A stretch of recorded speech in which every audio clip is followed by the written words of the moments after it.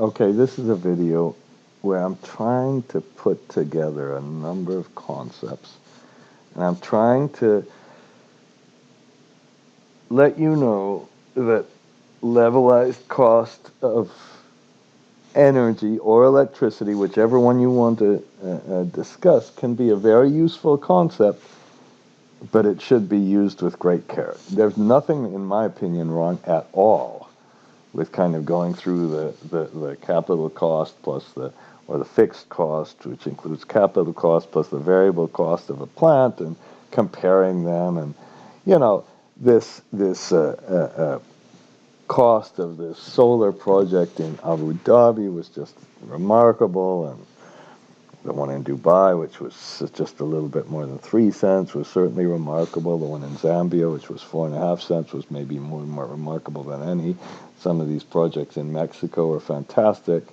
But when we're comparing levelized cost of electricity, if we want to do it on a very, very kind of objective basis, we should be very, very careful. Now, in another kind of analysis, and I know I spent way too much time on this, I went through all these carrying charges. Now, I have found, I think by accident, that it's really kind of useful to put a little carrying charge analysis, because that's so important and so badly documented in all these EIA, IEA, and all those Lazard studies. It's got to be real carrying charge, and you got to do it, really in kind of a detailed and transparent manner. I want to make sure that you can do your own analysis and you don't get intimidated in any way by all of this stuff. You just put your own numbers in.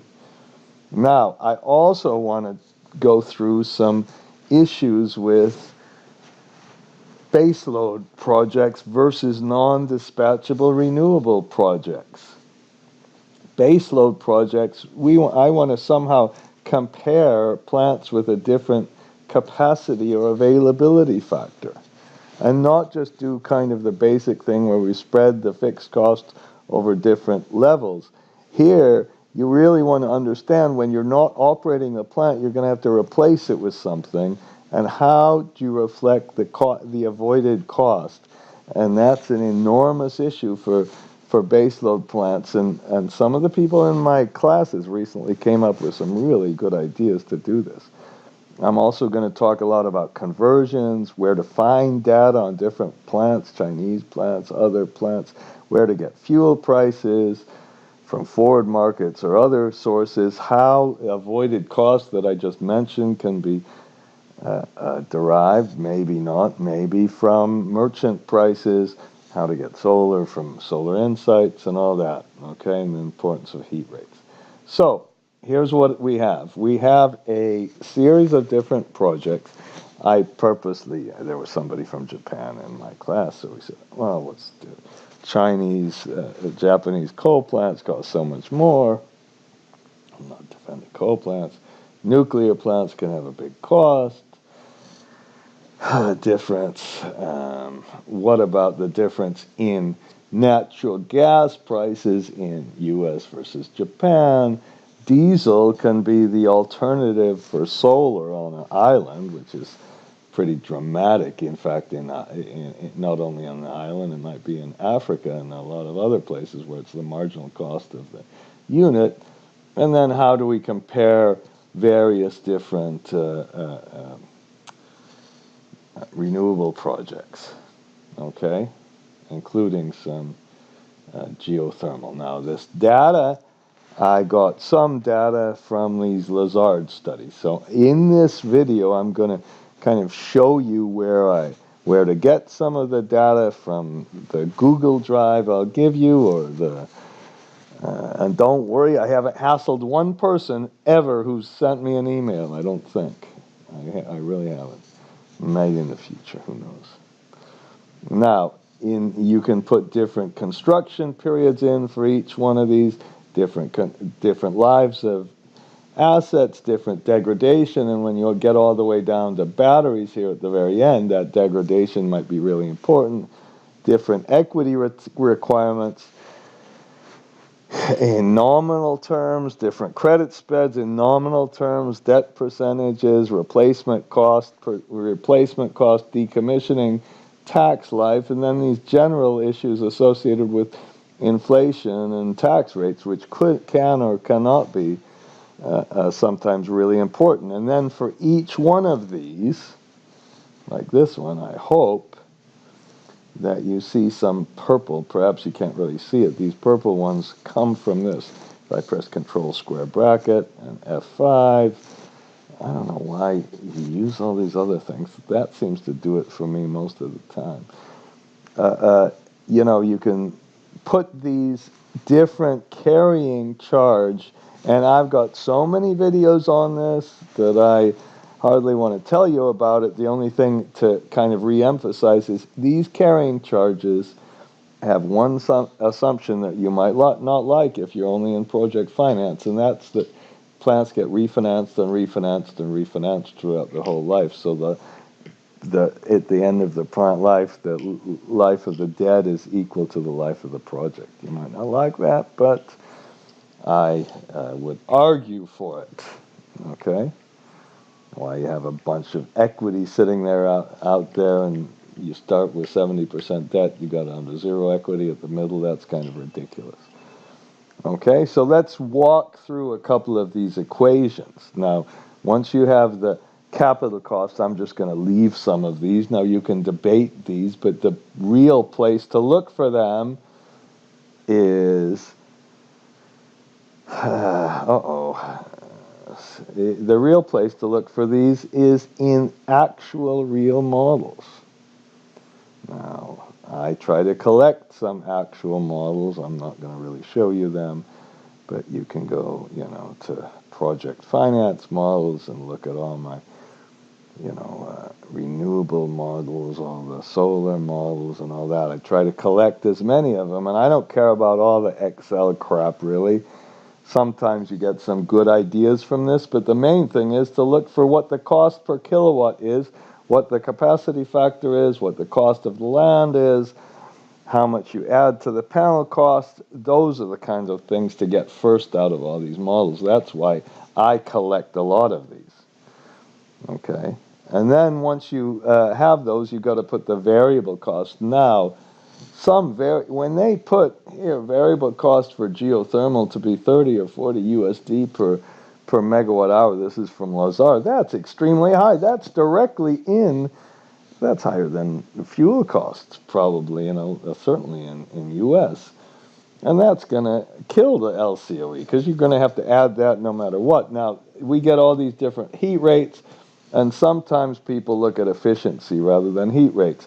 Heat rates are usually mentioned in UK or US, they're BTU per kilowatt hour. Now, if you multiply them both by 1,000, you get both the top and the bottom. You get megawatts hours on the bottom and kBTU at the top. But then that gives you something like 8,750. And then if you want to say, well, that's how many kBTUs you need. If you want to look at how many MBTUs you'd need 1,000 less. You divide it by 1,000.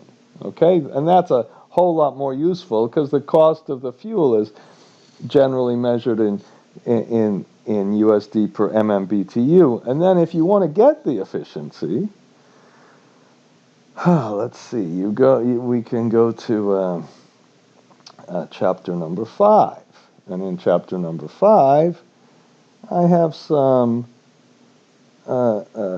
conversions. And there are a couple of ways to get the conversions. One, I just try to collect data. You might have a better collection. And I have this ancient thing somebody gave me, I think in the 1980s or 90s or something. It's kind of cool. You can see how many BTUs in a kilojoule and all of that. And then this says how much input, this divided by that, by the output. So you can, kind of compute your ratios. How much is in and how much... 3412, that's the key number. So if we want to convert from MMBTU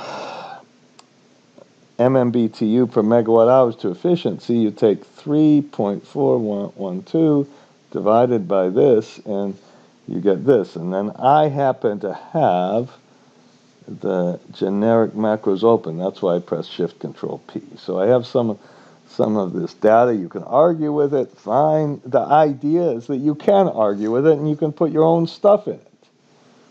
Now, let's look at some coal prices, okay?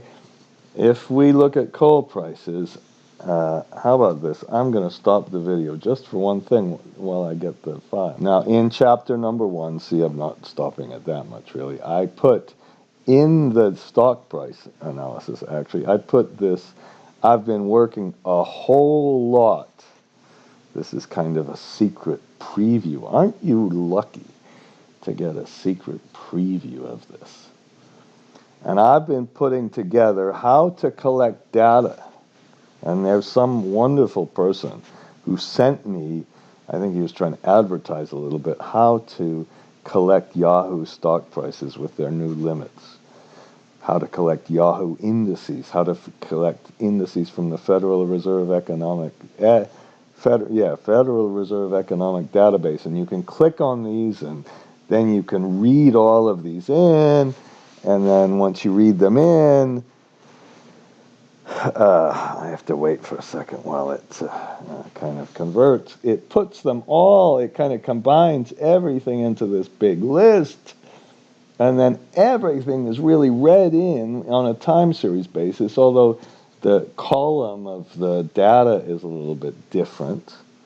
Okay, now what I'm doing here, the reason I open this, I only want to show you the commodity prices. Okay, so I'm going to have some other videos on this, of course. You don't have to watch anything. And then this now kind of has the natural gas in U.S. versus EU versus Asia. This is all from the Fred database, and you can kind of see these large divergences that happened here, and it's, at least in absolute terms, a little bit coming together. Now, whenever you have any of these things, you can click it on a index basis. Now that happens because of the U.S. thing. I guess I'll leave it there, and then you can click it, and instead of daily, have it monthly. Okay, and then when you let's put it monthly again, and put the raw data back together. I'm going to check that. Okay, and then this is the shale gas and all that, but we can see, and then you can adjust the scales and all of this. So you just press a little button, it goes to the economic database, and you can see that in Japan we have a price here of I don't know, 5.52, in Europe 4.98, and in US, come on, okay, I'll put 2.87. Okay, so let's put those in, just instead of wasting. Okay, now I'm back. I put those ones in the file, and then now you can just click on this. Let's say I just want and this is all from the Fred database. So they also have, come on, where's the nuclear fuel? Heating oil prices, I'm sure, copper. Here's the price of uranium, and they have it kind of in, this I think is in per kilogram, and it's kind of interesting to see what's been the evolution of the price of uranium. And then we'll let's look at coal prices as well. Okay, and we could correlate the coal prices with the oil prices. These are coal prices in USD per ton. I should have adjusted this perhaps. I think that's okay, and well, it's not okay, obviously. Maybe I should make my major unit 10 here. because so we can see kind of what's happened to the coal prices recently. Okay, so we have something like 85. All right, and now when you have the 85 coal price, let me get out of this one. Then we go to the disk once again, and this time you go to chapter 5 again, and you go to the electricity, and you go to conventional electricity, and you go to conversions again, and this time in this conversion data you can kind of see, well, for coal it all a little bit depends, but the we can get this kind of number of when we convert from BT tons to BTU, it's like a 25 times number. So if you have like 100 price, you divide it by 25, and you get whatever 4. Okay. All right, and that's kind of a problem. Now, if you also, it might be good then to, instead of getting the fuel price data from the just our kind of historic numbers, you can go to chapter 1 and go to the databases, and you can get the commodity prices, and you can get the futures data. Okay, and on the futures data, maybe that's the best place to take both the natural gas and the diesel and everything else. Now, what I did is, it was a real pain to download all of these. I think I've discussed this in other things. You go to the CME, but then you've got a whole bunch of adjustments to make, and you can get here's the coal price in the forward price of coal. They have it at, let me see, going forward 2.81 or something. And if we where's the price of natural gas? Here's kind of the forward price of natural gas. And then they've also got the forward price somewhere of number 2 oil. So I'm looking for that. Just a minute. Yes, here's the number 2 oil, and then I always convert it using those conversion factors to USD. So there's a lot of analysis you can do in comparing these and all of this. I think converting it to USD. So I'm putting 11 for this. Shift Control 1, and let's put, how about 2.8 for the coal. All right, which is kind of low, I guess. And if it's low, the efficiency doesn't matter as much. If it's high, the efficiency makes a really, really big difference. And of course, once we get into renewable, we don't really have anything until perhaps we have some biomass. And we have a heat rate there. I'm just going to put some low numbers in for the heat rate. Now, once you have that, then let me take you through some of the other calculations. Then let's do everything to kind of gather. The fuel price per MMBTU multiplied by the heat rate gives you the fuel price per kilowatt hour. Now, if you press Shift Control R, because I have the generic macros open, then you can add that to the variable O&M per megawatt hour. And here's the key here. If you have diesel, or if you have natural gas in Japan, you can maybe beat it with solar now. This is great news. In U.S., it's going to be harder. Sorry. But that's the real comparison. And then how do we really compare some of the base load projects? And then so what we do is we take the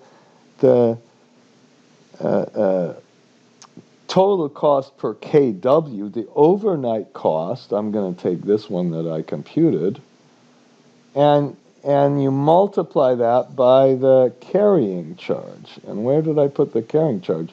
The carrying charge, that's really by far the hardest kind of one to get. Okay, and for the carrying charge, I put it in real terms, and then I have a one where we did the coal. I hope CCOR for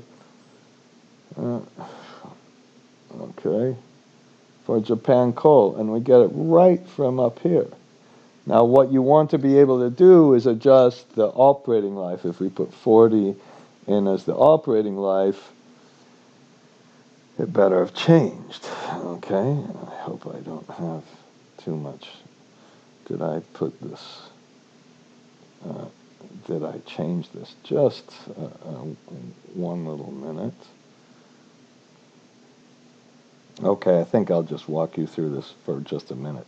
So I'm in one of these carrying charge things. Now, to make one of these carrying charges, all you do is Alt-EM, and I'm going to just copy one and move it to the end and create a copy. Now, this I'll make this one for the batteries. Now, don't worry about all this reference.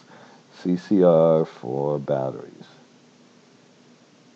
Now, the big problem with the batteries is the carrying charge rate and the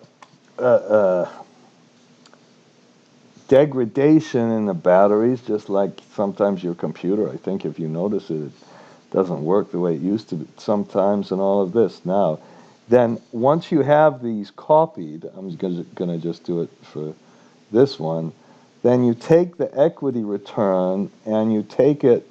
So this is, you put all of the inputs in your little summary page, and then you let the other thing go to work, the carrying charge. So I'm going to do this for the base risk-free rate too. Now that's a kind of generic variable. So it's the base risk-free rate, unless just a minute.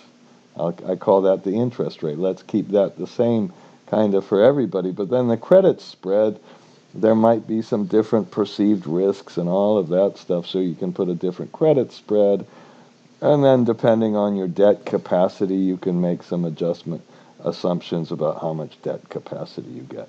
All right? And maybe you get some different financing.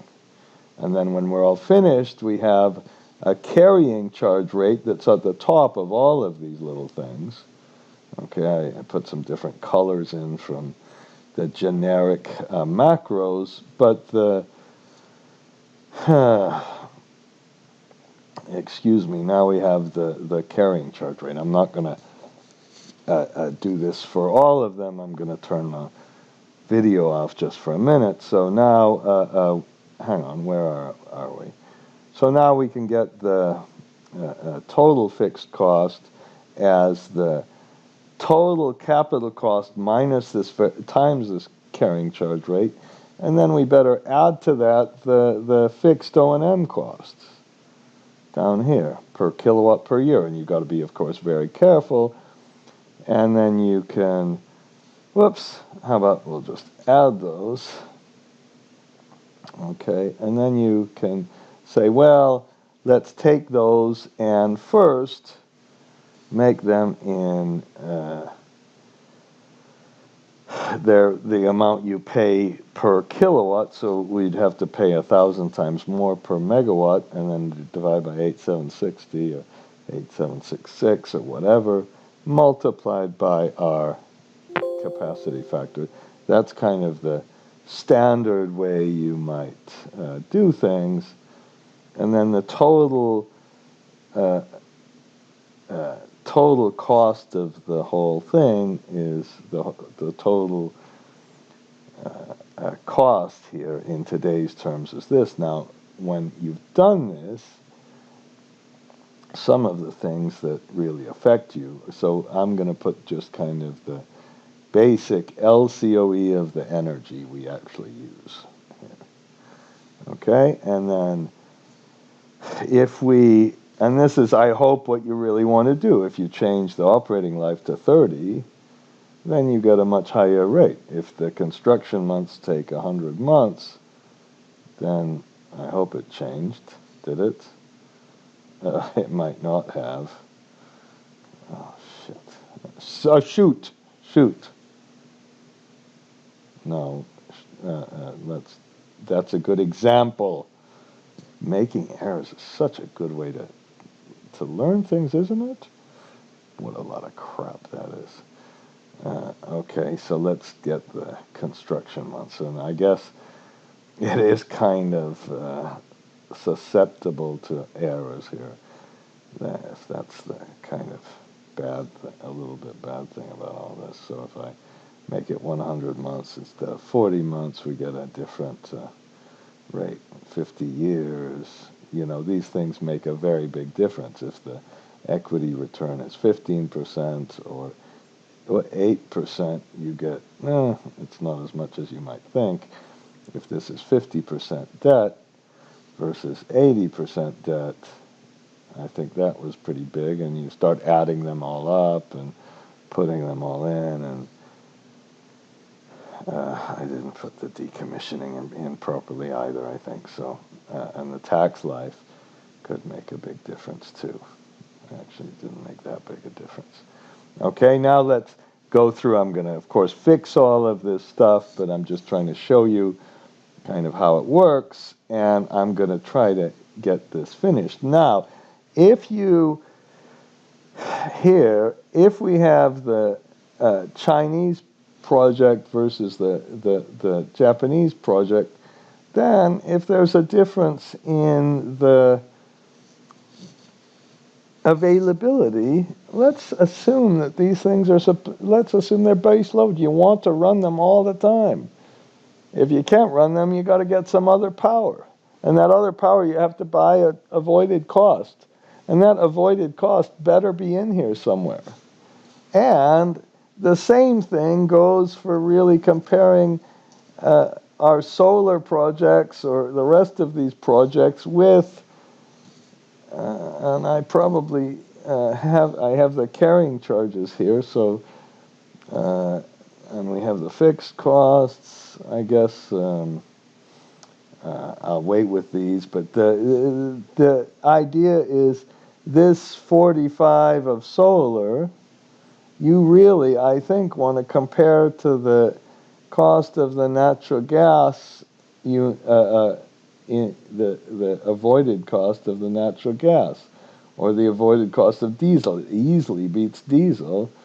It doesn't beat gas in U.S. or variable cost in U.S., and it comes very close if we put some more aggressive carrying charge assumptions in. We can, and some more aggressive kind of costs, which I've seen go down pretty dramatically. I saw something in Mexico of about 700. These are very different, and the carrying charges are extremely important. And then you can, but that's the comparison. I should make some arrow here. It's really that draw. I want to insert, I guess, a shape. Okay, and that's our comparison. All right, that's the key. So we have to. We don't have to do anything, but we can clearly look at those, and that's how I think you should really interpret some of these levelized costs of energy or levelized costs of electricity. Okay, so let me just get this ready for our final. Okay, let me make sure that I'm clear about something. The idea here is that the carrying charges are really important, and once you put in the few factors, the cost of the project, the capacity factor or the availability factor, fixed O&M, variable O&M, heat rate, and fuel cost, once you put all of those things in, you can put in a carrying charge rate, and the carrying charge rate has to be adjusted for inflation. Just think about fuel costs. If they increase over time, but you've got a solar project with a fixed cost, a levelized cost is what it does. It levelizes the rates in nominal terms. You better levelize the growing fuel costs. You better adjust things for inflation. I have a whole video on that. I'm not doing that one again. I hope it's obvious. I sound angry. Well, I just had a crap conversation. So we put in all of these kind of factors. Look at the difference between, if I put, for example, 30 years for our Chinese plant, if I put a 15% equity return or 12%, then you can start to see what happens. Okay, and for the nuclear plant, I put a low and a high. Right now, I have the same thing. Now, if you want to do this, I'm going to do it one more time. Okay, here's our nuclear. Alt-E, M. Create a copy. Put it right after the nuclear. It says it goes before the sheet, so I better put it here. Okay, so we have all our carrying charge. We have like, 20 or 10 or a bunch of project finance models. So I'll put our nuclear plant high, and then what I had here in the nuclear plant high is, again, a different maybe a different construction months. Okay, here, and then I had a different operating life, and those are dramatic factors when you take out inflation and when you do things on a real basis. So we just had 45 years, and then we said, we'll have a higher equity return. Okay, and I'm hoping, this is why I'm doing this one, I'm hoping that you can see it's not that painful to do. Enough of this. Now finally, after you've copied this, you just go to the sheet and you get the higher carrying charge rate. And then when we're kind of all finished with this, let's just copy this across. So then our nuclear plant, because of in particular, I don't know how much is due to carrying charge rates. I had a couple of other different assumptions. So let's for now just put 5,000 back here. And then 90%. So let's just, this will focus it. I had an O&M cost difference as well. But we have this kind of difference in the levelized cost when you change the carrying charge rate. It's a very big assumption for some kind of projects, for batteries more than anything else perhaps. Okay, and now let's just go through and walk through a couple of other things. Now I'm going to put an avoided cost here. I'm going to say this is high, this is 60. Now how about this? Instead of going through and showing you everything, I'm just going to show you in electricity, and then if you go to conventional electricity, and then you go to spot prices, we have all of those spot prices. That's avoided kind of energy cost. There might be capital cost too. And then let's just copy that across. Shift Control R. Okay, now the hours we operate, if I'm just saying we have 1 megawatt, I think it's good to put a kind of megawatt in here. Then we multiply that by the capacity factor, and I'm trying to repeat myself a lot here. That gives us the hours we operate, and I'm trying to really show you. Oh shoot, I can't do that.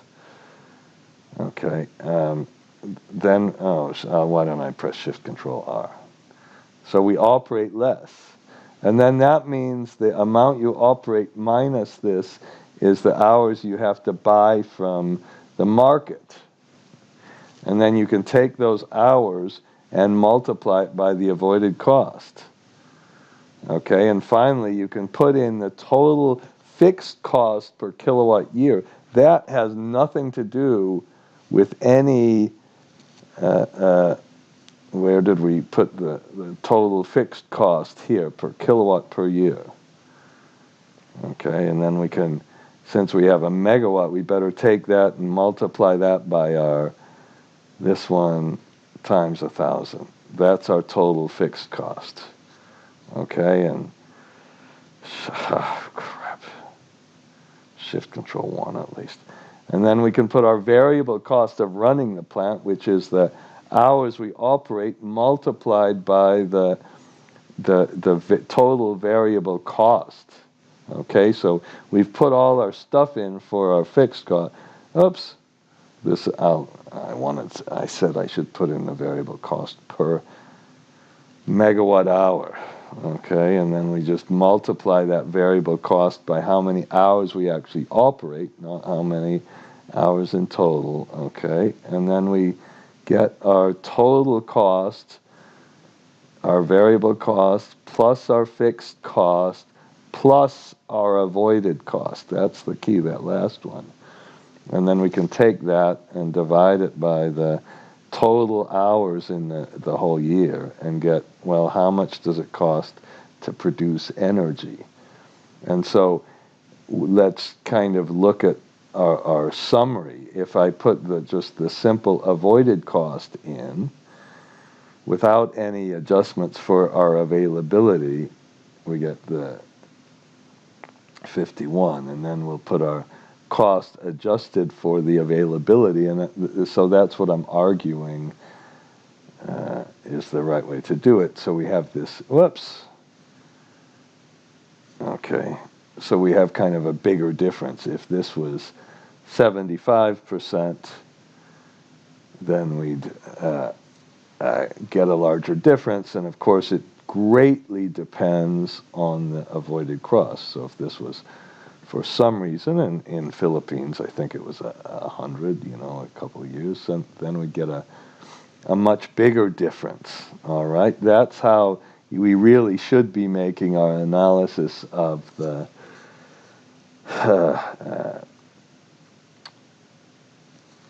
base load. Okay, and then we can see just the dramatic difference in I did something wrong a little in the nuclear here. Just a minute. Okay, well that was okay because this is a little bit lower because the avoided cost is less than the levelized cost of electricity. If we put here, I'm going to press Shift, Control Alt C, and I was going to talk about this generic macro stuff, but I'll do that later. Somebody help me a lot on this, and if you've got a French computer, you've got to change the true or false to vrai or faux, and then we have a 60 here, and then now we can see the sheet colors where our carrying cost came from. Maybe I'll have to make some standard sheet colors. They've got to be dark, really, before it works very well.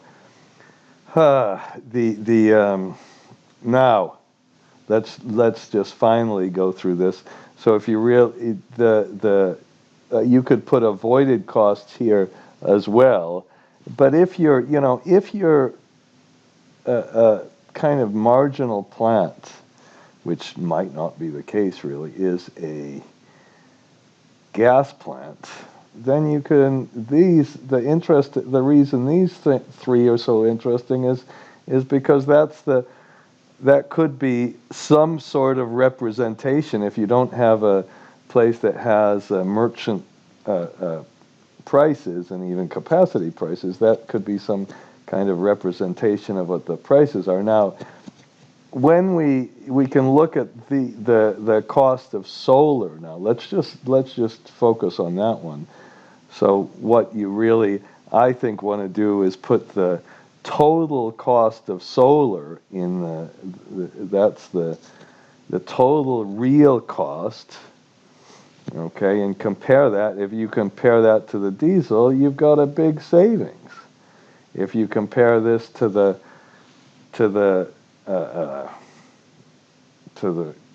U.S. gas, you've got a cost, not a savings.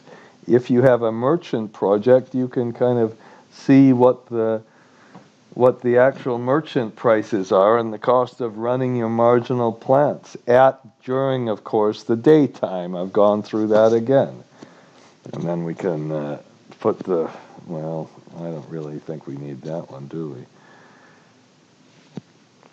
Okay, and now let's just finish this. So I hope that you see now the dramatic things that you can really do with this carrying charge analysis. I think that's one of the most important. I don't care what's important and what's not. No, I just lowered the cost, the required. Let's put a higher one. Let's say we have 10%, and say we have 10% equity, 2% credit spread, kind of standard things, a 25-year life, and maybe a capacity factor. Oh, look at this cost we have too. Oh no, that's less than 1,000. I've seen people say it can get down to 700. But let's start with this, and let's say we have a 15% capacity factor. Then your levelized cost and we better press Shift Control R here. Then your levelized cost, I didn't do the other one, is 57. Okay, let's start. We put a 20% capacity factor, maybe high, we're down to 43. Okay, and then we put maybe we'll say we get a 30-year life, maybe not realistic. Then we get let's say we get a 7%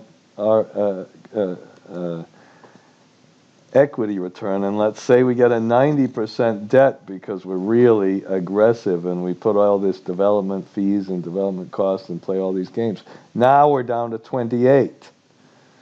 Okay, and now if you even say, well, let's say because the current cost of panels is about 700, maybe we'll put the cost at 750. I think it could get there. And now you're down to this famous cost we have. And we've explained it with some really aggressive financing, some low costs, and some good capacity factors. And then you're beating almost the cost of gas in the U.S. But that's kind of the fair comparison. So I hope you can see that instead of just taking these Lazard or EIA or IEA numbers, look at the cost, go ahead, find the real cost numbers, do a real hard analysis, especially on renewables, on the yield or the capacity factor, put the variable O&M and fixed in, and try to be careful with all that and make sure you have it all stated in the same currency. And then work through the basic equations. Those aren't very difficult to get the levelized cost. And it can be useful as a benchmark. It really can be. But then copy all those carrying charge things, all of those other sheets into the model, and then you can do a whole bunch of your own analysis without relying on somebody else's. Okay? And that's that. I'm going to put this file on the website at this page, this thing called levelized cost of energy. And oh, great. Oh, shit. Okay, bye.